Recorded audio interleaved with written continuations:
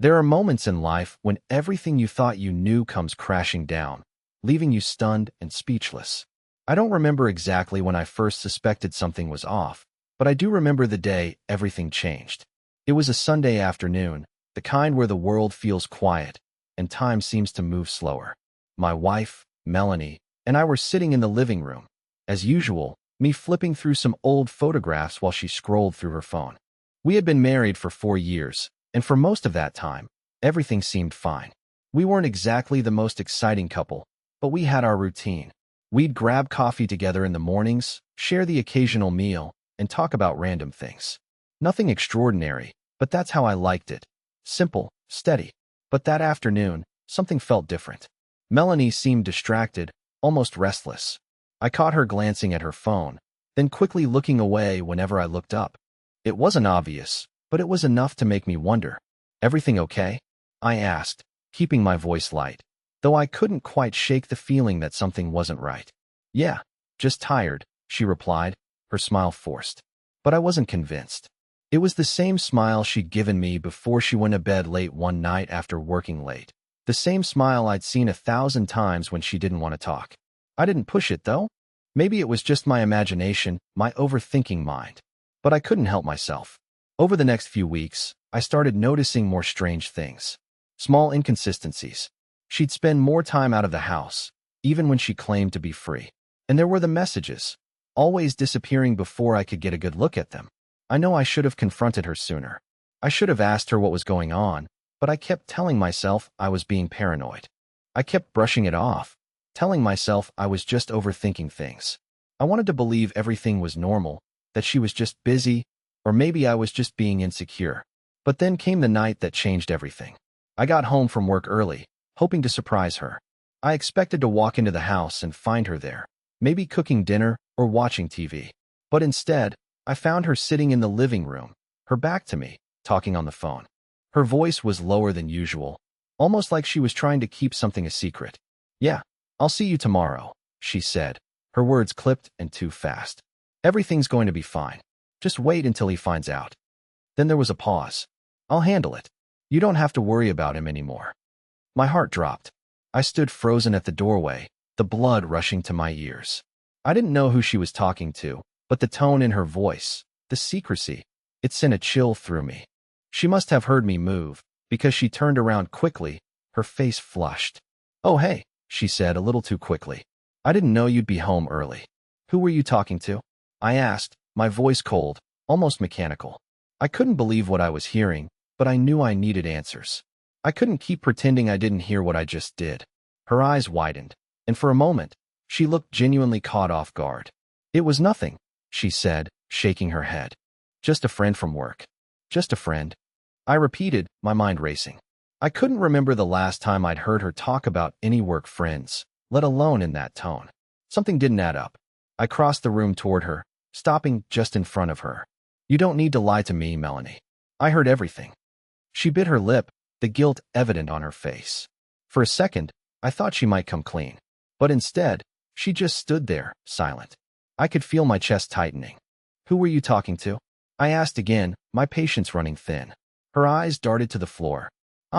Before she could finish, I cut her off.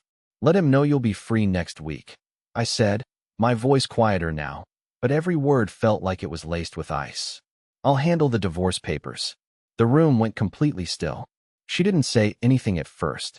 She just stared at me, her mouth opening and closing as if trying to form words, but nothing came out. The shock on her face was undeniable. For the first time in years, I saw real fear in her eyes. "Wait, what?" she whispered, barely audible, her voice trembling. She looked as though the ground had been ripped from beneath her, and I had just pulled the rug out from under her feet. I could see her trying to process what I had just said. Her eyes darted back and forth as if searching for something, anything, to say in her defense. But there was nothing. She opened her mouth, closed it, then opened it again, only to let out a shaky breath. I had never seen her so lost for words before. The silence between us stretched for what felt like hours, but it was only a few seconds. In those moments, I felt every inch of my body tense up, waiting for her to respond, to explain herself. But she didn't. "Frank, she began, her voice barely above a whisper, as if unsure whether to speak at all. I didn't let her finish. My mind was racing. This wasn't some small argument. This wasn't just her being too busy or distracted with work.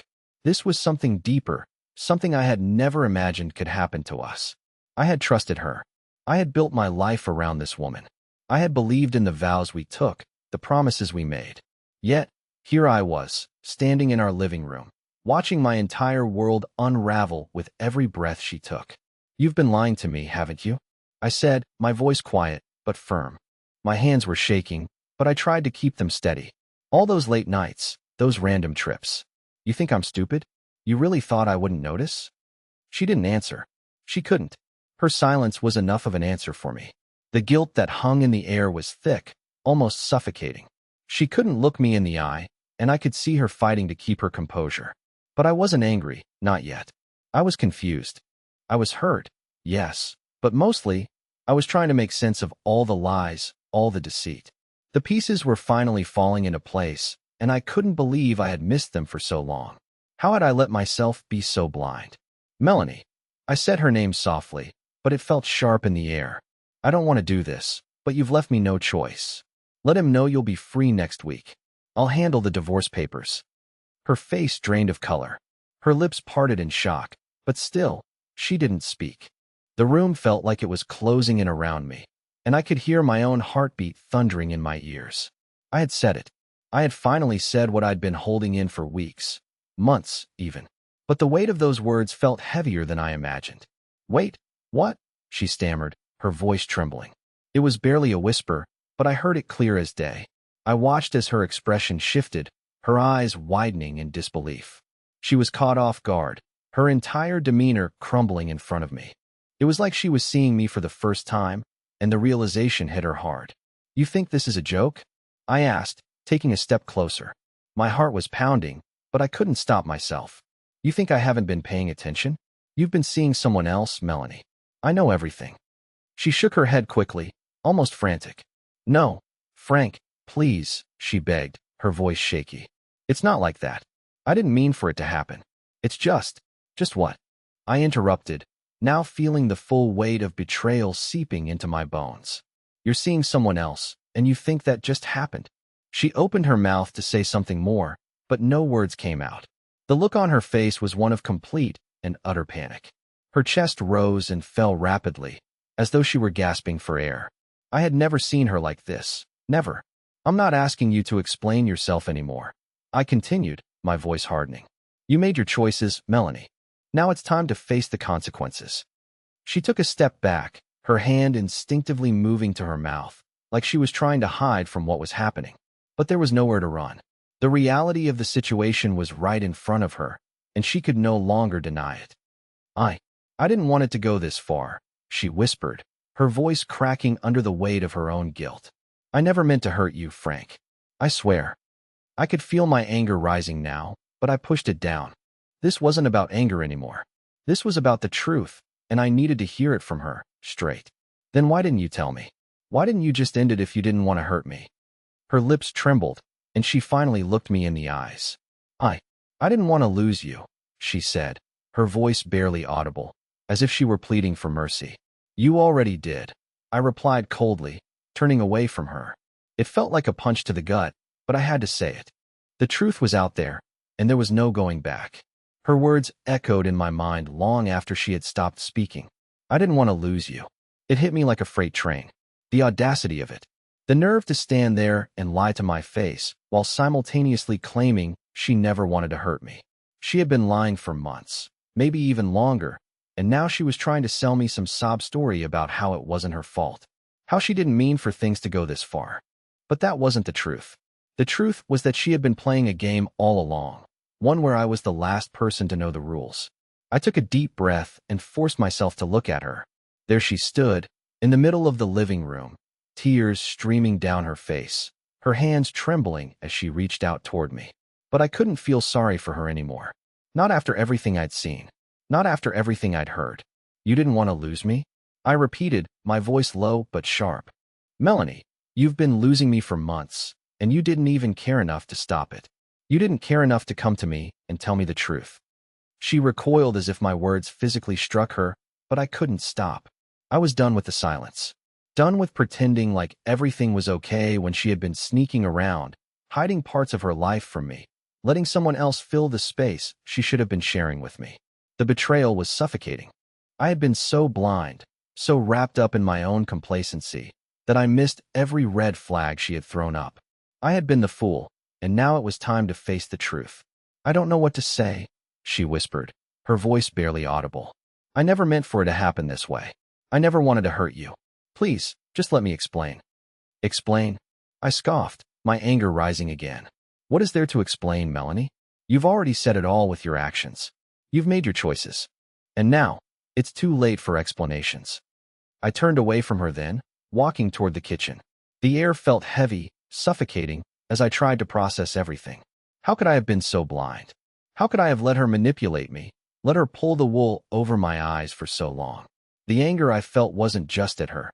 It was at myself for not seeing it sooner. I had allowed her to break my trust, to betray me in the most intimate way possible, and I hadn't done anything about it. Until now. But even as the anger built inside me, there was a strange sense of calm. The truth had finally come to light. The fog I had been living in for so long had cleared, and I could finally see things for what they really were. Melanie had chosen him. Aiden. Whoever he was. He had taken the place of everything I thought was ours. She had chosen someone else, and now she was left with nothing but the wreckage of our marriage. I couldn't stay in that. I couldn't live in a lie anymore. When I turned back to face her, she was still standing in the same spot, her eyes filled with tears, her shoulders slumped in defeat. She looked like she didn't even recognize herself. But I wasn't going to be the one to pick up the pieces anymore. I wasn't going to be the one to console her or comfort her. Not after everything. Not after she had turned my world upside down. "Melanie," I said, my voice steady but resolute, "this is over. You don't get to drag me down with you. I deserve more than this. I deserve honesty, loyalty. I deserve to be loved, not used."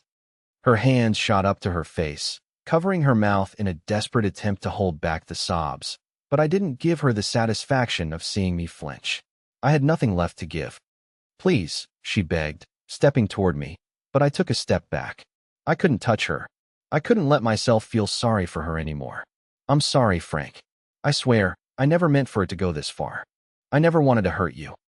"But you did," I said coldly, my eyes locking onto hers. "You hurt me in ways you can't even understand. You took everything we had and threw it away for what? A few stolen moments? A quick escape from the reality of our life? Well, now you're going to have to live with the consequences." For a long moment, we stood there, staring at each other, the weight of the situation settling in. I could see the brokenness in her eyes, but I didn't feel anything for her anymore. I didn't want to. I couldn't let myself. The damage had been done. She had made her choice, and now, it was my turn to make mine. "I'll take care of everything," I said, turning toward the door. "You can deal with the rest." And with that, I walked out, leaving her standing there, crying in the living room of the house we once shared. I wasn't sure what came next, but I knew one thing for sure. I wasn't going to let her destroy me. I left the house, not knowing exactly where I was going. My mind was racing, and my body felt like it was moving on autopilot. I needed to get out, to get away from the suffocating weight of everything I had just learned. The cool night air hit my face as I stepped outside, but it did nothing to clear the fog in my mind. I had spent the last few hours processing the words I had said, trying to convince myself that I had done the right thing. But part of me, maybe a big part, still wanted to turn around, walk back into the house, and tell Melanie that we could work through this, that we could fix things like I had always tried to do before. But this wasn't something that could be fixed. The trust was gone, and once that's shattered, there's no going back. I found myself walking along the sidewalk, my footsteps echoing in the stillness of the night. My phone buzzed in my pocket, but I didn't need to check it. I knew who it was. Melanie. She had been blowing up my phone since I left. She was probably sitting in the dark, crying, trying to reach out to me, desperate for answers, for a chance to explain herself. I could almost hear her voice in my head. I could almost see her, sitting there on the couch, pleading for me to understand. But I couldn't give her that anymore. I couldn't pretend that everything was fine, that I didn't know the truth. I couldn't keep living in a relationship where I was constantly being lied to, where the person I loved more than anything had taken my trust and shattered it into a million pieces. Every part of me screamed to just give up, to walk away from it all and never look back. But I knew I couldn't do that either. There was too much history, too many memories wrapped up in our life together. Even if those memories were now tainted, they were still a part of me. I stopped by a park bench, my hands buried in my pockets, and sat down. The city lights flickered in the distance, but they couldn't drown out the chaos in my mind. How did it all come to this? How did the woman I thought I knew, the woman I trusted, become someone I didn't even recognize? I kept running over the events of the past few months in my head, trying to piece things together. It wasn't like she had just woken up one day and decided to betray me. No, there had been signs. Little things I had dismissed. Her late nights at work. The way she'd get quiet whenever I asked her a question. The distance between us that I had ignored for far too long. But this wasn't just about the affair. It was about everything that led up to it. I had been so caught up in my own comfort, so complacent in our routine, that I didn't realize how much I had been neglecting her. We had stopped talking, stopped being a real couple. We had become roommates, coexisting in the same space without truly connecting. I had been blind to it all, too focused on the mundane to notice how much she was slipping away from me. And now, it was too late. I pulled my phone from my pocket, staring at the screen for a moment before I decided to check the messages. It was exactly what I had expected, dozens of texts from Melanie, some pleading, some apologetic, some simply asking me to come home. The last message she sent read, "Please, Frank. I'm so sorry. I never wanted this. I'll fix it. Just please don't leave me." I read the message over and over, trying to make sense of it, but it didn't change anything. The damage was done. I wasn't going to let her words pull me back into the same cycle of lies and deceit. She had made her choice, and now it was my turn to make mine. I stood up from the bench and started walking again, this time with purpose. I needed to find a way to move on, to start over. I needed to find my way back to who I was before all this happened. Maybe I wasn't perfect. Maybe I had my flaws, but I deserved better than this. I deserved honesty, loyalty, and trust. And right now, I had neither. I knew the road ahead wouldn't be easy. I would have to face the difficult conversations, the paperwork, and the reality of separating our lives. But for the first time in a long while, I felt a sense of clarity. It was time to stop being the man who accepted the crumbs. It was time to stop being the man who let his wife walk all over him, emotionally and physically. I needed to take control of my life again. I needed to stand up for myself, even if it meant losing everything I thought I had. And for the first time, I felt a flicker of hope. Maybe this was the beginning of something new. Maybe it wasn't the end. The night felt like it was dragging on, each minute blending into the next as I walked aimlessly through the streets. My mind was spinning, consumed with the weight of everything that had just happened. The past few hours felt like a blur, like I was moving in slow motion, trying to come to terms with something I had never imagined would happen to me. I had always prided myself on being a patient man, a man who could weather storms without losing his cool. But now, I felt like I was drowning in a storm I didn't see coming. I stopped by a small diner, the kind where the neon lights flicker and the smell of fresh coffee fills the air. The place was nearly empty, except for a few late-night regulars, their conversations drifting in and out of my consciousness. I walked to the counter and sat down, ordering a coffee to try and steady my nerves. The cup was warm in my hands, but the heat did little to comfort me. The waitress, a young woman with a tired smile, poured me a refill, and I gave her a nod of thanks. My mind kept returning to Melanie, how she was probably sitting at home, waiting for me to come back. I couldn't shake the image of her face when I walked out the door, her eyes wide with disbelief. But I couldn't go back. I knew that now. The truth had been laid bare, and there was no way to unsee it. No way to go back to the way things were. I thought about all the times I had tried to make our relationship work, how I had given so much of myself to make her happy. And yet, in the end, it felt like none of it mattered. The lies, the deceit, the betrayal, nothing was ever enough for her. As I sipped my coffee, I realized that I had two choices. I could go back to her, try to salvage whatever was left, but deep down, I knew it wouldn't be the same. The trust, once broken, is nearly impossible to rebuild. Or, I could walk away, leave her and everything we had behind, and start over. It was a decision I had been avoiding for weeks, maybe months. But now, The choice was clear. I couldn't keep living in this lie. I couldn't keep pretending that everything would magically go back to normal. She had chosen someone else. And in that moment, I realized that I had to choose myself. I stood up from the counter, the decision weighing heavily on me. I had to go home, not to her, but to the life I had left behind. The life I had forgotten about in the midst of trying to save a relationship that had already crumbled. The life that had always been mine, even if I had ignored it for so long. I paid for my coffee and walked back out into the cool night air, the city streets now feeling less oppressive. There was still a long road ahead, but at least I had a direction. At least now I knew what I had to do. The road to recovery wouldn't be easy, but it was mine to walk. As I made my way home, I thought about the conversations that were to come, the awkward talks, the legal documents, the finality of everything. But I also thought about the future. A future where I could finally move on, where I could finally find peace. I arrived home to an empty house. The silence was almost deafening. There was no one here to greet me, no one to fill the space. It was a stark reminder of how far apart we had grown. I walked into the living room and sat down, staring at the empty walls. It was strange how quickly everything had changed. A few hours ago, this house had been full of hopes and dreams.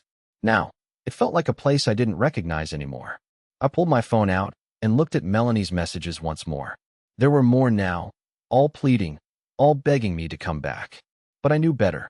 She had made her choice, and now I had to make mine.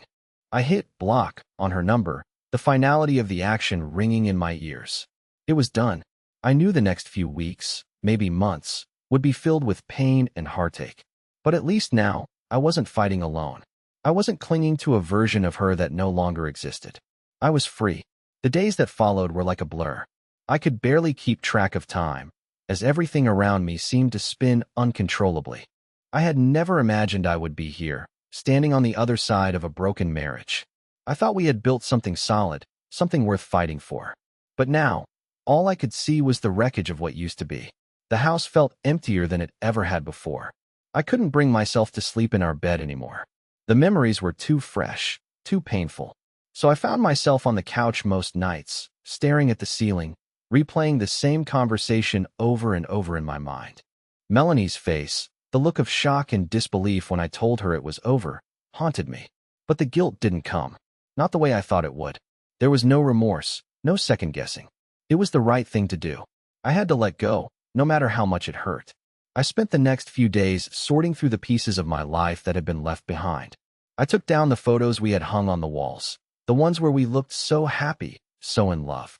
They felt like a lie now, a facade I had been living behind.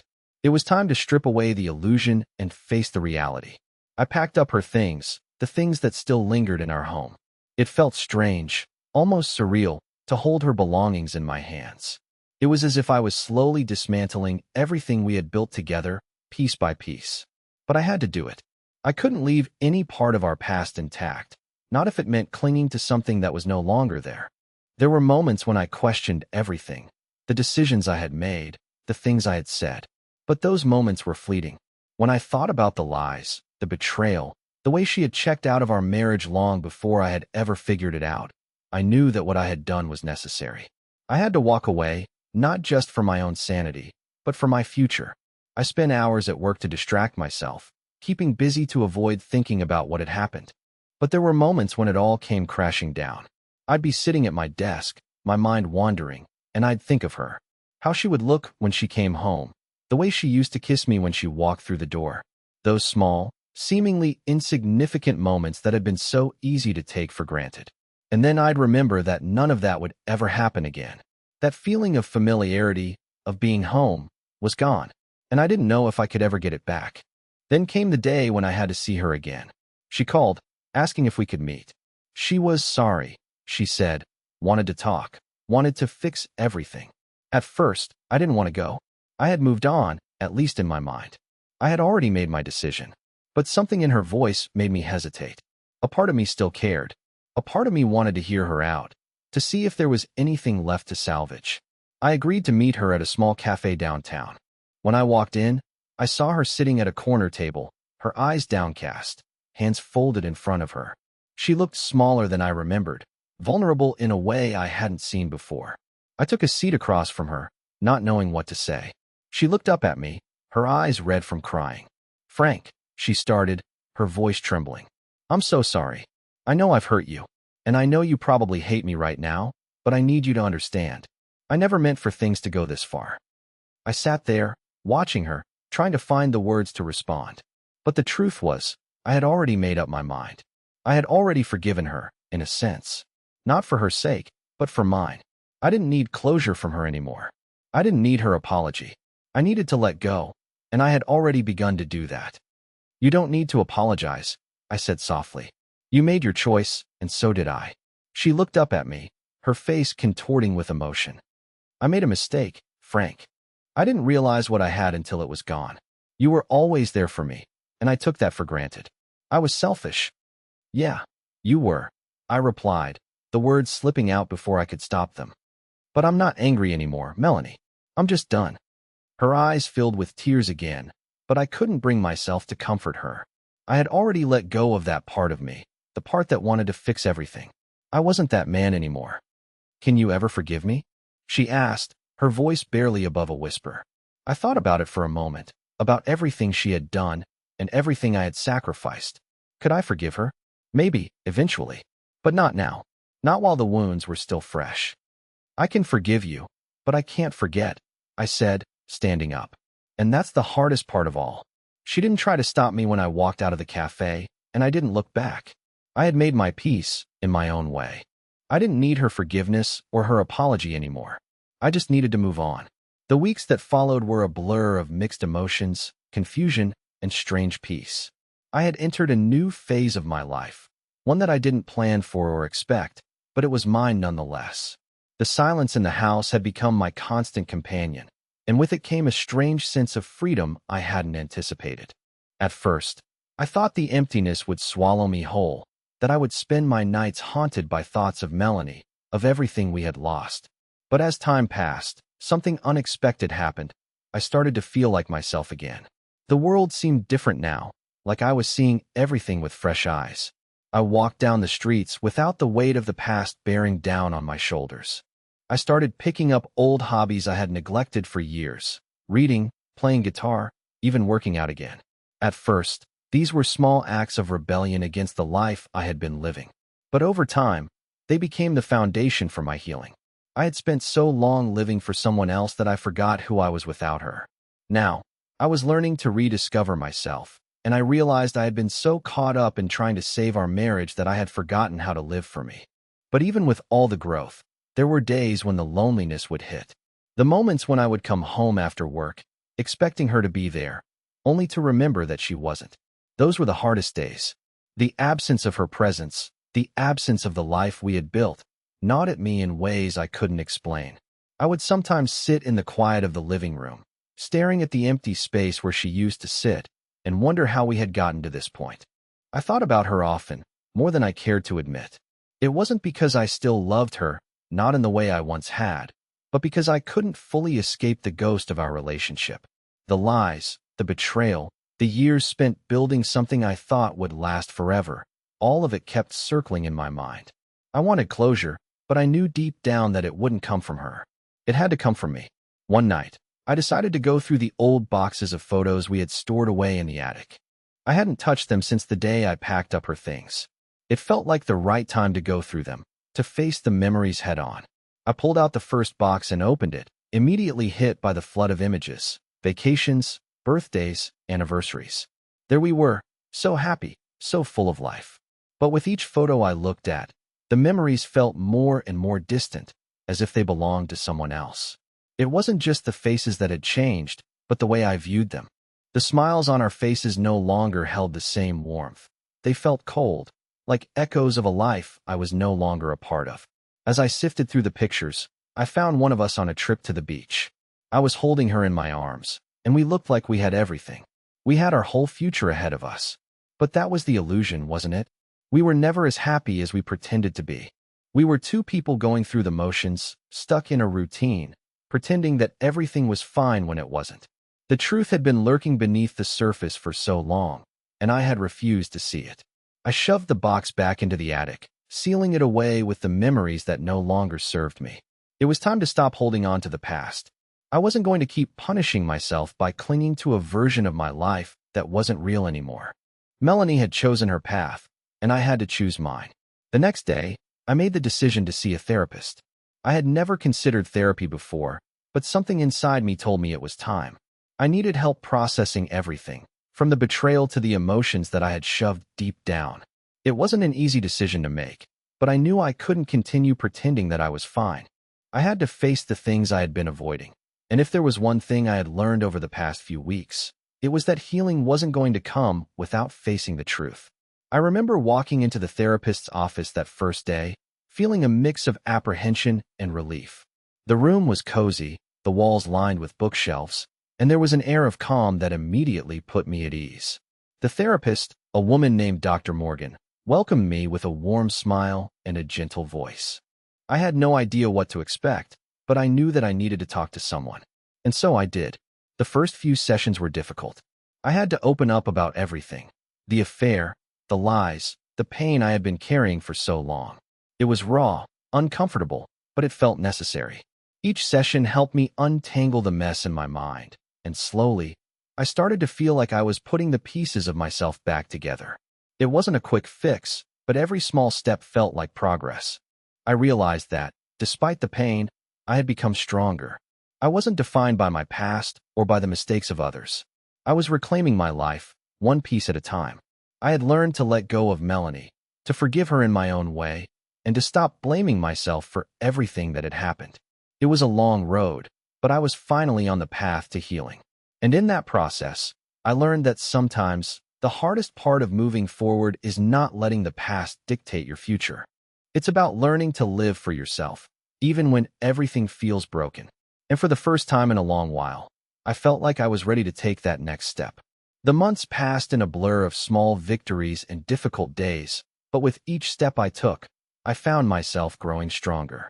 I had learned to embrace my own company, to sit with the discomfort and make peace with it. I wasn't the same person I had been before the betrayal, but I had come to realize that wasn't necessarily a bad thing. I was more aware of who I was, more attuned to my needs, and more willing to fight for the life I deserved. One afternoon, as I sat at a cafe reading a book I had meant to read years ago but never had the time for, I found myself smiling for the first time in a long while. It wasn't a forced smile or a smile born from pretending everything was okay. It was genuine, a reflection of the peace I had finally found. For the first time in years, I wasn't looking over my shoulder, waiting for something to fall apart. I wasn't haunted by the past or by what I had lost. Instead, I was focused on the present, on the possibilities that lay ahead. As the sun began to set, painting the sky in shades of orange and pink, I felt a deep sense of gratitude. Gratitude for the lessons I had learned, for the strength I had found within myself, and for the people who had supported me along the way. I had begun to rebuild my life, brick by brick, and while the past would always be a part of me, it no longer controlled me. A few weeks later, I found myself on a different kind of date.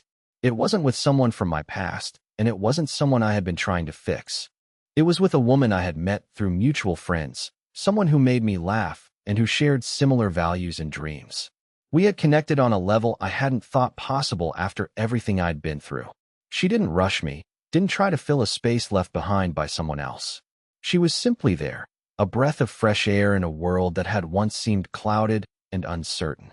We spent the evening talking about everything, our lives, our dreams, our histories, and for the first time in a long while, I felt hope. Not the kind of hope that comes from desperate longing, but the kind that comes from knowing that the future holds more than what you've left behind. The kind that comes from realizing that the best parts of life are yet to come. As I walked her home that evening, I realized something. I had been so afraid of losing everything, but in the end, it was losing that allowed me to gain something far greater, myself. I had learned to let go of the things I couldn't control, to forgive the mistakes of the past, and to embrace the future with open arms. I didn't know where this new chapter would take me, but for the first time in a long time, I was excited to find out. The pain of the past was no longer a weight I carried. Instead, it had become the catalyst for growth, for healing, and for change. I had survived the storm, and now, the sun was finally starting to shine again. As we parted ways that night, I smiled, knowing that I had turned a corner. There would be more challenges ahead, More days where the past tried to creep back in, but I was no longer afraid. I had found my peace, and in doing so, I had found a new beginning. And that, more than anything, was worth everything I had been through.